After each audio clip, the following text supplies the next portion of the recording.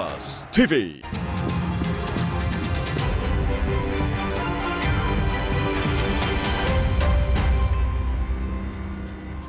Kembali bersama kami, Presiden ke-7 RI Joko Widodo mengapresiasi hasil uji lab for Bareskrim atas keaslian ijazah Jokowi yang diadukan ke polisi. Menurutnya, Bareskrim sudah sangat detail melakukan cross-check ke sejumlah pihak dan memeriksa sejumlah bukti sebelum menyatakan keaslian ijazah Jokowi, termasuk membandingkan ijazahnya dengan ijazah teman Jokowi. Saat ditanya bagaimana dengan pihak yang masih meragukan keaslian ijazah, Jokowi bilang, nanti di sidang.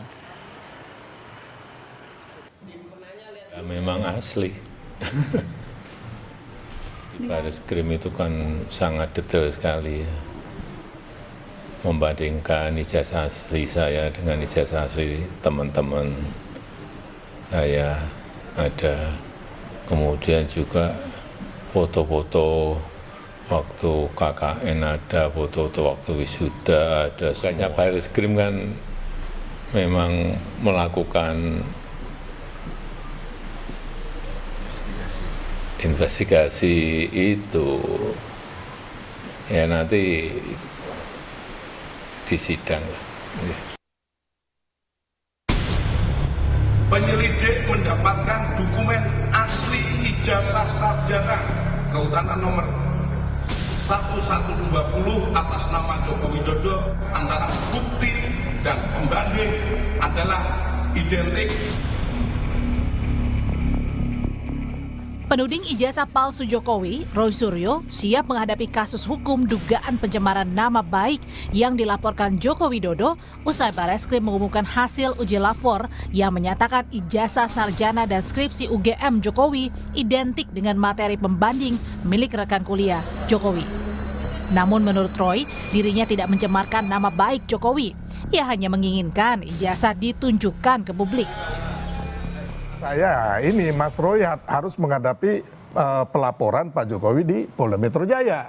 Nggak apa-apa, ya nanti tuduhan itu kan harus dibuktikan. Ya kalau misalnya 310, 311, 27A nanti pencemarannya di mana, anunya di mana. Wong kita menguji, uji itu hak publik ya dengan kebebasan informasi publik. Ada undang-undangnya 14 tahun 2008. Kemudian yang paling penting lagi, simple sekali lagi, yang membuat ribut itu kan karena tidak ditunjukkan dari awal. Ibu Megawati aja udah dari awal juga itu termasuk yang public figure yang waras ya gitu. Jadi ya, tunjukkan kalau ada ijazahnya, ya udah tunjukkan aja. Selesai. Oh tidak boleh. Selasa lalu saat Presiden ke-7 Republik Indonesia Joko Widodo diperiksa sebagai terlapor di Bareskrim Mabes Polri, mengatakan dirinya sedih jika sejumlah laporan dugaan ijazah palsu dilanjutkan ke proses hukum. Namun tudingan ini sudah keterlaluan, jadi proses hukum tetap berlanjut. Sebetulnya sedih. Sedih karena apa? Kalau proses hukum mengenai ijazah ini maju lagi ke tahapan berikutnya.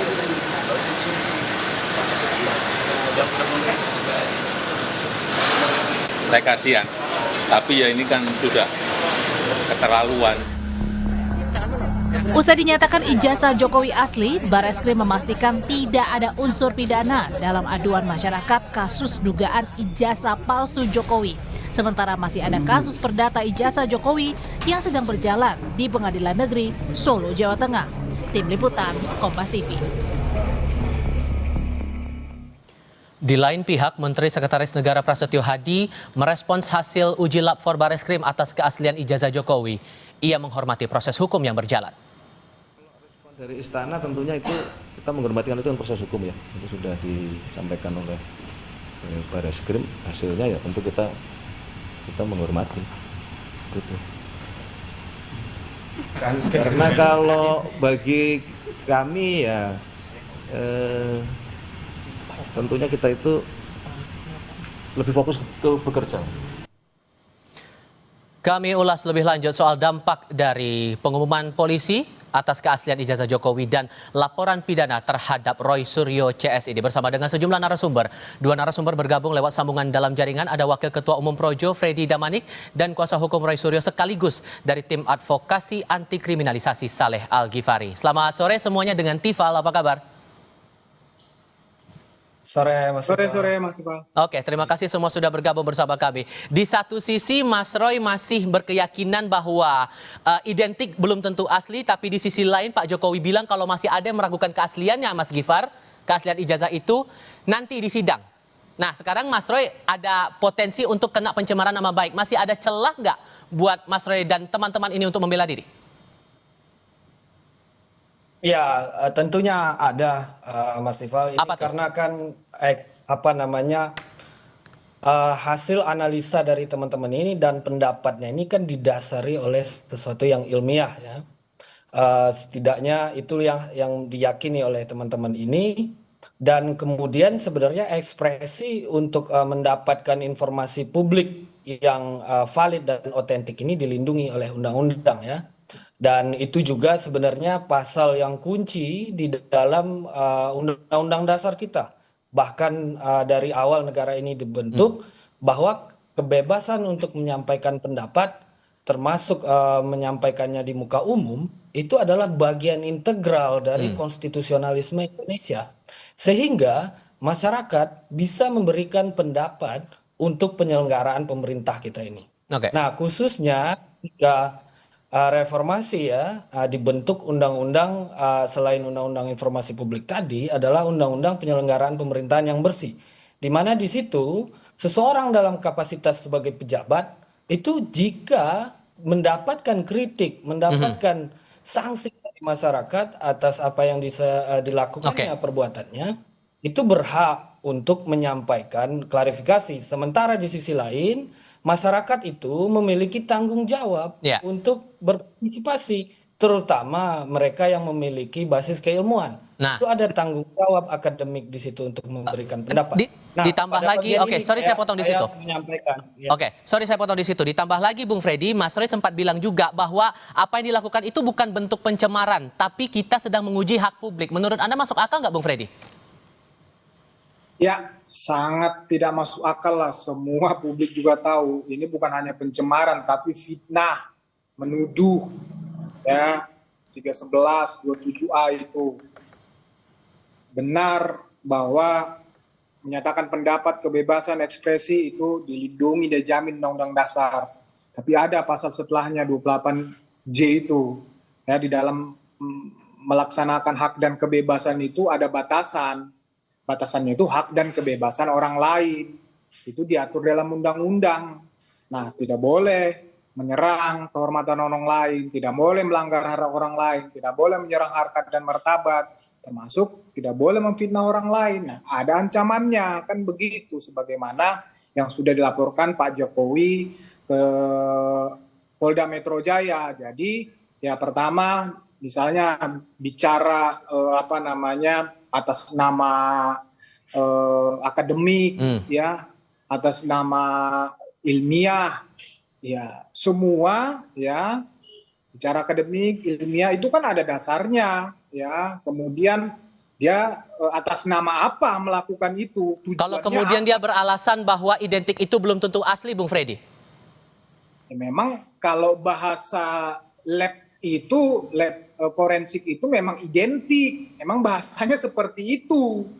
Jadi yang asli ya barangnya itu yang asli, makanya yang pembandingnya itu yang asli, maka yang satunya dikatakan identik dengan yang asli. Sebaiknya juga seperti itu. Misalnya dokumen yang satu yang asli, misalnya lah dokumen Pak Jokowi yang asli, ya maka dokumen temannya yang identik. Begitu, itu bahasa bahasa lab. Nah, begitu. Oke, Bung Gifar, ini sudah menuduh, sudah fitnah dianggapnya. Gimana tuh? Jadi memang untuk mengukur batasan tadi ya yang disampaikan Bung Freddy itu tidak bisa berdasarkan perasaan. Dia harus ada ukuran objektif gitu. Nah, ada yang disebut sebagai Siracusa Principle dalam pembatasan hak asasi manusia. Intinya di situ adalah sesuatu yang dirasa sebagai merugikan hak orang lain itu harus diukur secara objektif, tidak bisa berdasarkan perasaan saja. Apalagi di sini yang dikritik oleh teman-teman ini yang yang dimintakan informasinya adalah terhadap seseorang yang merupakan pejabat begitu. Pak Jokowi merupakan presiden sebelumnya, saat ini masih menjabat di Danantara. beliau memiliki kapasitas publik, kapasitas penyelenggara negara. Dan putusan MK yang terbaru bicara demikian. Orang lain yang dimaksud dalam Undang-Undang ITE di pasal yang dikutip Bung Freddy tadi itu tidak bisa siapa saja. Dia tidak termasuk pejabat, tidak termasuk korporasi dan seterusnya. Begitu. Oke, siap harus diuji publik kalau menurut Bung Kifar, Bung Freddy, gimana tuh? Ya, seperti yang saya katakan tadi, silakan berargumen apapun, ya. Tapi Pak Jokowi, ya kan, tadi dikatakan bahwa tidak siapa saja. Ya Pak Jokowi kan merasa dirugikan. Pak Jokowi merasa martabatnya telah diserang. Itu jelas kok video-video itu, bukan yang dari awal itu enggak ada cerita mencari informasi. Yang dari awal itu banyak videonya. Ini palsu, ijazah Jokowi itu palsu. Jadi itu banyak, jadi nggak bisa dibohongi, di medsos itu banyak sekali. Jadi mereka oprek-oprek tuh ya ijazah-ijazah itu dengan katakanlah dengan keahlian mereka. Ya, yang saya juga pertanyakan keahliannya, ternyata di Bareskrim nggak benar juga ya, dioprek-oprek kemudian dibilang ijazah Jokowi asli. Nah, itu bukan penelitian, bukan ilmiah. Kemudian emang ijazah Jokowi buat penelitian siapa juga? Dasar dia apa meneliti-neliti ijazah Jokowi? Jadi kan kepentingannya jelas, mensrea semakin mereka mempertanyakan ini, semakin terus membangun narasi seperti ini, mensreanya, niatnya semakin jelas. Karena ini sebetulnya standar aja, pembuktian dokumen asli ataupun ijazah itu, sebetulnya di kepolisian itu sederhana banget. Misalnya ijazah, ya itu sebetulnya tinggal pernyataan dari kampus yang mengeluarkan ijazah itu, sebetulnya selesai. Nah kemudian setelah kampus mengeluarkan itu ternyata terus dibangun narasi menuduh ijazah palsu, ya berarti niatnya apa? Mensreanya ini udah jelas. Jadi justru kami mendesak ini Polda agar segera naik sidik, segera tersangka, segera ditahan ini Roy. Mensreanya sekarang kalau gitu, Bung Kifar, apa alasannya sampai masih mau diperjuangkan ini lagi menurut versinya teman-teman? Ya, ini bicara mensrea tadi Bung Freddy ya. Nah, ini juga yang penting kita lihat motivasi ini Pak Jokowi melaporkan ke Polda. Ini kita pertanyakan juga. Pertama ini dari segi formil. Ini prosesnya cepat sekali dibandingkan dengan proses di Bareskrim. Dilaporkan 30 April, 8 Mei sudah keluar panggilan. Pertama. Yang kedua, proses pemeriksaan klarifikasi tersebut itu untuk rekan-rekan Roy Suryo dan kawan-kawan itu prosesnya 26 pertanyaan itu bisa 6 jam, Bung. Sementara Pak Jokowi itu hanya diperiksa 1 jam untuk 22 pertanyaan. Nah, itu. Yang kedua, selanjutnya pasalnya itu kan di sini terlihat apa yang dikeluhkan itu adalah soal merasa dihina, soal merasa difitnah. Lalu kemudian kenapa itu dipaksakan pasalnya masuk 35 Undang-Undang ITE, itu manipulasi server sistem elektronik, 32 mengubah informasi milik publik. Nah, ini pasalnya itu mengancam orang penjara 12 tahun, 9 tahun.